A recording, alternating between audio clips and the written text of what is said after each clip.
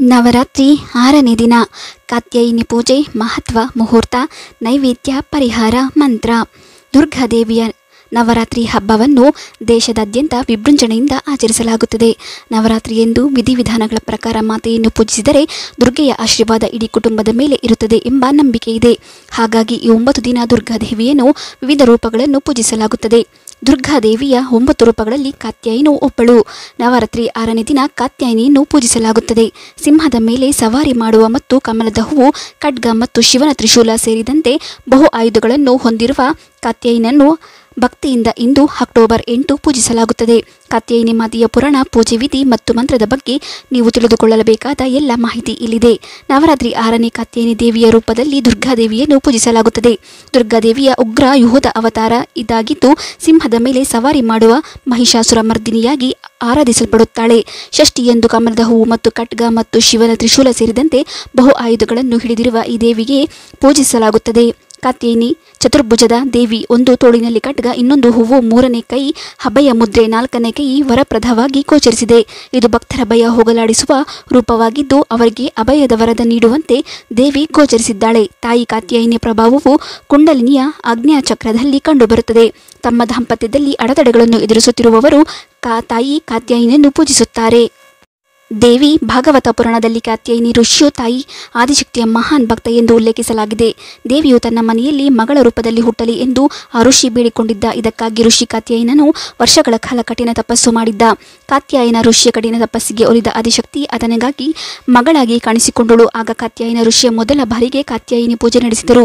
3 ದಿನಗಳ ಕಾಲ ಋಷಿ ಕಾತ್ಯಾಯನ ಪೂಜೆ ಸ್ವೀಕರಿಸಿದ ಕಾತ್ಯಾಯಿನಿ ಬಳಿಕ ಅಲ್ಲಿಂದ ಹೊರಟು ಮಹಿಷಾಸುರ ವಧೆ ಮಾಡಿದ್ದಾಗಿ ಉಲ್ಲೇಖವಿದೆ. ಹೀಗಾಗಿ ಆಕೆಗೆ ಮಹಿಷಾಸುರಮರ್ದಿನಿ ಎಂಬ ಹೆಸರಿದೆ. ಗುರುಗ್ರಹವನ್ನು ಕಾತ್ಯಾಯಿನಿ ದೇವಿಯು ಆಳುತ್ತಾಳೆ ಎಂದು ನಂಬಲಾಗಿದೆ. ತಾಯಿಯನ್ನು ಪೂರ್ವಕವಾಗಿ ಸ್ಮರಿಸಿದರೆ ಎಲ್ಲ ರೋಗಗಳು, ದುಃಖ, ವೇದನೆ, ಭಯ ಇತ್ಯಾದಿ ಪೂರ್ಣವಾಗಿ ನಾಶವಾಗುವುದು ಎಂಬ ನಂಬಿಕೆ ಇದೆ. ಜನ್ಮಾಂತರಗಳ ಪಾಪನಾಶಕ್ಕೆ ಕಾತ್ಯಾಯಿನಿ ಮಾತೆಯನ್ನು ಆರಾಧಿಸಬೇಕು ಎನ್ನುತ್ತಾರೆ ಬಲ್ಲವರು. ಕಾತ್ಯಾಯಿನಿ ದೇವಿಗೆ ಭಾರತದ ವೃಂದಾವನದಲ್ಲೊಂದು ದೇಗುಲವಿದೆ. ಇದು ಭಾರತದ ಅತ್ಯಂತ ಪ್ರಾಚೀನ 52 ಶಕ್ತಿಪೀಠಗಳಲ್ಲಿ ಒಂದಾಗಿ ಕಾಣಿಸಿಕೊಂಡಿದೆ. ಇಂತಹ ದೇವಸ್ಥಾನ ಬೇರೆ ಇಲ್ಲ. ಇಲ್ಲಿ ಶಾಂತಿ ವಾತಾವರಣ ಇದ್ದು ಶಾಂತಿ ನೆಮ್ಮದಿ ಅರಸಿ ಭಕ್ತರು ಇಲ್ಲಿ ಬಂದು ಪ್ರಾರ್ಥನೆ ಸಲ್ಲಿಸುತ್ತಾರೆ. ಇಲ್ಲಿನ ಸ್ಥಳ ಪುರಾಣಗಳಲ್ಲಿ ಉಲ್ಲೇಖವಾಗಿರುವಂತೆ ಶಿವಪುರಾಣದ ಪ್ರಕಾರ ದಕ್ಷ ಯಜ್ಞದ ವೇಳೆ ಸತೀದೇವಿ ಸ್ವಯಂ ದಹಿಸಿಕೊಂಡಾಗ ಆಕೆಯ ಕೂದಲು ಇದ್ದ ಸ್ಥಳ ಇದು. ಇಲ್ಲಿ ಕಾತ್ಯಾಯಿನಿ ದೇವಿಗೆ ಪ್ರಾರ್ಥನೆ ಸಲ್ಲಿಸುವುದರಿಂದ ಶಾಂತಿ ಮತ್ತು ಆಶೀರ್ವಾದ ಸಿಗುತ್ತದೆ ಎಂದು ಜನರು ನಂಬುತ್ತಾರೆ. ಒಳ್ಳೆಯ ಗಂಡನನ್ನು ಕೊಡು ತಾಯಿ ಎಂದು ಈ ದೇವಾಲಯಕ್ಕೆ ಬಂದು ಪ್ರಾರ್ಥಿಸುವ ಯುವತಿಯರ ಸಂಖ್ಯೆ ಹೆಚ್ಚು. ಬ್ರಾಜ್ನಲ್ಲಿರುವ ಹುಡುಗಿಯರು ಶ್ರೀಕೃಷ್ಣನನ್ನು ತಮ್ಮ ಪತಿಯಾಗಿ ಬಯಸಿದಾಗ ಈ ಸಂಪ್ರದಾಯ ಶುರುವಾಯಿತು. ಅವರು ಕಾತ್ಯಾಯಿನಿ ದೇವಿಯನ್ನು ಪ್ರಾರ್ಥಿಸಿದರು ಮತ್ತು ಅಂದಿನಿಂದ ಅನೇಕ ಹುಡುಗಿಯರು ಪ್ರೀತಿ ಮತ್ತು ಸಂತೋಷಕ್ಕಾಗಿ ಆಶಿಸುತ್ತಾ ಈ ಸಂಪ್ರದಾಯವನ್ನು ಮುಂದುವರಿಸುತ್ತಾ ಬಂದಿದ್ದಾರೆ ಎಂಬ ಉಲ್ಲೇಖವಿದೆ. ಪೂಜಾ ವಿಧಿ.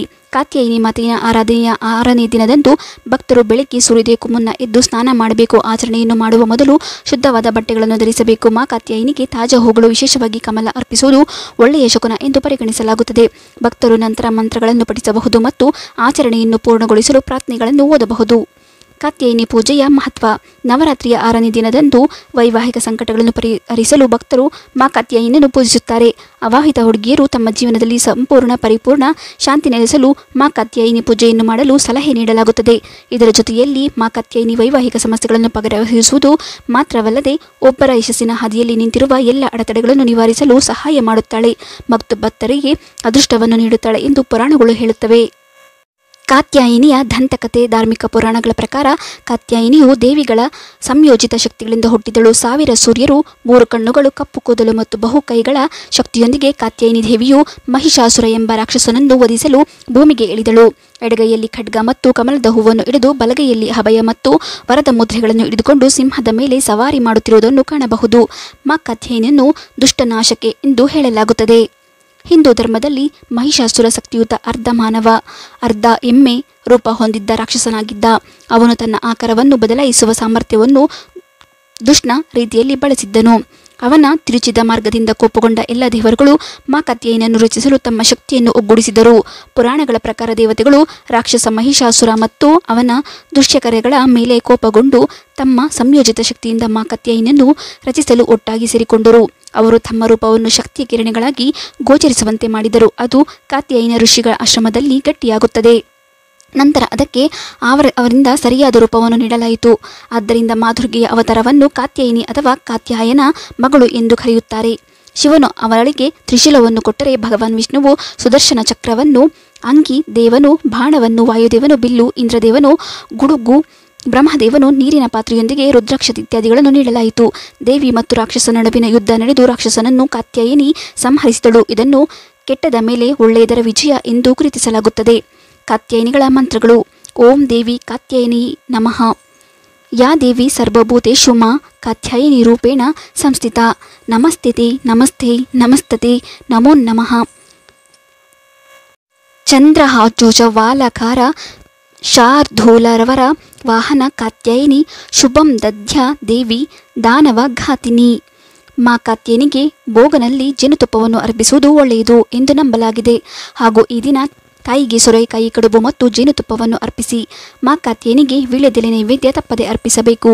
ಕಾತ್ಯಾಯಿನಿ ದೇವಿಯ ಆರಾಧನೆ ಮಾಡುವುದರಿಂದ ಧರ್ಮ, ಅರ್ಥ, ಕಾಮ್ಯ, ಮೋಕ್ಷ ಹೀಗೆ ಚತುರ್ವಿಧ ಫಲ ಪುರುಷಾರ್ಥಗಳು ಸಹ ದೊರೆಯುತ್ತವೆ. ರೋಗ, ಶೋಕ, ದುಃಖ, ದಾರಿದ್ರ್ಯಗಳು ದೂರವಾಗುತ್ತದೆ. ಇಹಲೋಕದಲ್ಲಿ ದೇವಿಯ ಆರಾಧಕರು ಅಲೌಕಿಕವಾದ ತೇಜಸ್ಸು, ಕಾಂತಿ, ಸಮಾಧಾನ, ಸಂತೃಪ್ತಿಯನ್ನು ಕಾಣಬಹುದು. ಜೀವನದ ಅಡೆತಡೆಗಳು ದೂರ. ನವರಾತ್ರಿಯ 6ನೇ ದಿನದಂದು ಹಸುವಿನ ಸಗಣಿಯಿಂದ ತಯಾರಿಸಿದ ಭರಣಿಯನ್ನು ಅಥವಾ ಉಂಡೆಗಳನ್ನು ಸುಟ್ಟು ಅದರ ಮೇಲೆ ಲವಂಗ ಮತ್ತು ಕರ್ಪೂರವನ್ನು ಅರ್ಪಿಸಿ ಇಷ್ಟಾರ್ಥಗಳನ್ನು ಈಡೇರುವಂತೆ ಬೇಡಿಕೊಳ್ಳಿ. ಇದರ ನಂತರ ಜೇನುತುಪ್ಪವನ್ನು ಅರ್ಪಿಸಿ ಮತ್ತು ಆರತಿಯನ್ನು ಮಾಡಿ. ಹೀಗೆ ಮಾಡುವುದರಿಂದ ಜೀವನದಲ್ಲಿ ಬರುವ ಅಡೆತಡೆಗಳು ದೂರವಾಗುತ್ತವೆ ಮತ್ತು ತಾಯಿಯ ಆಶೀರ್ವಾದದಿಂದ ಮನುಷ್ಯನ ಆಕರ್ಷಣ ಶಕ್ತಿ ಹೆಚ್ಚುತ್ತದೆ. ವಿವಾಹ ಯೋಗಗಳು ರೂಪುಗೊಳ್ಳುವುದು.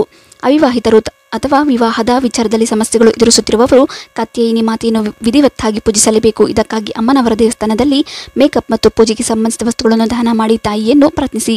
ಅದರ ನಂತರ ಈ ಮಂತ್ರವನ್ನು ಜಪಿಸಿ. ಇದನ್ನು ಮಾಡುವುದರಿಂದ ಮದುವೆಯ ಸಾಧ್ಯತೆಗಳು ರೂಪುಗೊಳ್ಳಲು ಪ್ರಾರಂಭಿಸುತ್ತವೆ. ಜೀವನದಲ್ಲಿ ಪ್ರಗತಿ. ಉದ್ಯೋಗ ಮತ್ತು ವ್ಯವಹಾರದಲ್ಲಿ ಪ್ರಗತಿಯನ್ನು ಸಾಧಿಸುವುದಕ್ಕಾಗಿ 2 ಮಣ್ಣಿನ ದೀಪಗಳನ್ನು ತೆಗೆದುಕೊಂಡು ದೇವಿಯ ಮುಂದೆ ಕರ್ಪೂರವನ್ನು ಬೆಳಗಿಸಿ. ಕರ್ಪೂರದ ಮೇಲೆ 2 ಜೊತೆ ಲವಂಗವನ್ನು ಹಾಕಿ. ಇದಾದ ನಂತರ ಸಾಸಿವೆ ಎಣ್ಣೆಯ ದೀಪದಿಂದ ಆರತಿಯನ್ನು ಮಾಡಿ. ಹೀಗೆ ಮಾಡುವುದರಿಂದ ಪ್ರಗತಿಯ ಹಾದಿ ಸುಗಮವಾಗುತ್ತದೆ ಮತ್ತು ಬರುವ ಅಡೆತಡೆಗಳು ದೂರವಾಗುತ್ತದೆ. ಹಣಕ್ಕೆ ಸಂಬಂಧಿಸಿದ ಸಮಸ್ಯೆಗಳು ಬಗೆಹರಿಯುತ್ತದೆ. ನವರಾತ್ರಿಯ 6ನೇ ದಿನ ತೆಂಗಿನಕಾಯಿಯನ್ನು ತೆಗೆದುಕೊಂಡು ಕೆಂಪು, ಹಳದಿ ಮತ್ತು ಬಿಳಿ ಹೂಗಳೊಂದಿಗೆ ತಾಯಿಗೆ ಅರ್ಪಿಸಿ. ಇದಾದ ನಂತರ ನವರಾತ್ರಿಯ 9ನೇ ದಿನಾಂಕದ ಸಂಜೆ ನದಿಯಲ್ಲಿ ಹೂಗಳನ್ನು ಹರಿಯಲು ಬಿಡಿ. ಮತ್ತೆ ತೆಂಗಿನಕಾಯಿಯ ಮೇಲೆ ಕೆಂಪು ಬಟ್ಟೆಯನ್ನು ಸುತ್ತಿ ಅದನ್ನು ಕಾಮಾನು ಅಥವಾ ತಿಜೋರಿ ಇರಿಸಿ. ಹೀಗೆ ಮಾಡುವುದರಿಂದ ಮನೆಯಲ್ಲಿ ಐಶ್ವರ್ಯ ಮತ್ತು ಆಹಾರ ಧಾನ್ಯಗಳು ವೃದ್ಧಿಯಾಗುವುದರ ಜೊತೆಗೆ ಹಣವು ಪ್ರಾಪ್ತಿಯಾಗುತ್ತದೆ. ಆರೋಗ್ಯವನ್ನು ಸುಧಾರಿಸುತ್ತದೆ. ಕಫ, ಪಿತ್ತ, ಗಂಟಲಿಗೆ ಸಂಬಂಧಿಸಿದ ಸಮಸ್ಯೆಗಳಿದ್ದರೆ ಕಾತ್ಯಾಯಿನಿ ಮಾತೆಯ ಆರಾಧನೆಯು ಎಲ್ಲರಿಗೂ ಅತ್ಯಂತ ಫಲಪ್ರದವೆಂದು ಪರಿಗಣಿಸಲಾಗಿದೆ. ಮಾತೆ ಕಾತ್ಯಾಯಿನಿಯನ್ನು ಆಯುರ್ವೇದದಲ್ಲಿ ಅಂಬಾ, ಅಂಬಿಕಾ ಮತ್ತು ಅಂಬಾಲಿಕಾ ಎಂದು ಕರೆಯಲಾಗುತ್ತದೆ. ನವರಾತ್ರಿಯ 6ನೇ ದಿನದಂದು ದುರ್ಗೆಯ ಈ ರೂಪವನ್ನು ಪೂಜಿಸುವುದರಿಂದ ಆರೋಗ್ಯವು ವೃದ್ಧಿಯಾಗುತ್ತದೆ. ಶರಣ್ಯ ನವರಾತ್ರಿ 2024 ದಿನ 6 ಶುಭ ಸಮಯ. ಶರಣ್ಯ ನವರಾತ್ರಿ 2024 ದಿನ 6ರಂದು ಶುಭ ಸಮಯಗಳ ಪಟ್ಟಿಯನ್ನು ಕೆಳಗೆ ನೀಡಲಾಗಿದೆ. ಅಭಿಜಿತ್ ಮುಹೂರ್ತ 11:45 ಬೆಳಗ್ಗೆ ಮಧ್ಯಾಹ್ನ 12:32ರವರೆಗೆ. ಅಮೃತ ಕಾಲ ಸಂಜೆ 6:42ರಿಂದ ರಾತ್ರಿ 8:25ರವರೆಗೆ. ಶರಣ್ಯ ನವರಾತ್ರಿ 2024 ದಿನ 6 ಪೂಜಾ ವಿಧಿ. ಬೆಳಗ್ಗೆ ಶುದ್ಧೀಕರಣದಿಂದ ಪ್ರಾರಂಭಿಸಿ ಮತ್ತು ಬಲಿಪೀಠವನ್ನು ಕೆಂಪು ಹೂಗಳಿಂದ ಅಲಂಕರಿಸಿ. ಕಾತ್ಯಾಯಿನಿ ದೇವಿಯ ಸನ್ನಿಧಿಯನ್ನು ಆವಾಹನೆ ಮಾಡುವ ಮೂಲಕ ದೀಪ ಮತ್ತು ಧೂಪಗಳನ್ನು ಬೆಳಗಿಸಿ ದೇವರಿಗೆ ಕುಂಕುಮ, ಅರಿಶಿಣ ಮತ್ತು ಅಕ್ಷತೆ ಅಂದರೆ ಮುರಿಯದ ಅಕ್ಕಿ ಅರ್ಪಿಸಿ.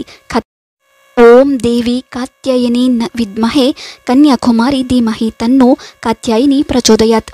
ಕೆಂಪು ಬಣ್ಣದ ಹಣ್ಣುಗಳು, ಸಿಹಿ ತಿಂಡಿಗಳು ಮತ್ತು ನೈವೇದ್ಯವನ್ನು ಅರ್ಪಿಸಿ. ಧೈರ್ಯ ಮತ್ತು ಶಕ್ತಿಯನ್ನು ಸಂಕೇತಿಸುವ ಕೆಂಪು ಚುಂಡ್ರಿ ಅಥವಾ ಸೀರೆಯೊಂದಿಗೆ ಪೂಜಿಸಿ. ಆರತಿ ಮತ್ತು ಪ್ರಸಾದ ವಿತರಣೆಯೊಂದಿಗೆ ಮುಕ್ತಾಯ. ವಿಡಿಯೋ ಇಷ್ಟ ಆದರೆ ಲೈಕ್ ಮಾಡಿ, ಶೇರ್ ಮಾಡಿ, ನಮ್ಮ ಚಾನೆಲ್ ಸಬ್ಸ್ಕ್ರೈಬ್ ಮಾಡಿ. ಮುಂದಿನ ವಿಡಿಯೋದೊಂದಿಗೆ ಭೇಟಿಯಾಗೋಣ. ಧನ್ಯವಾದಗಳು.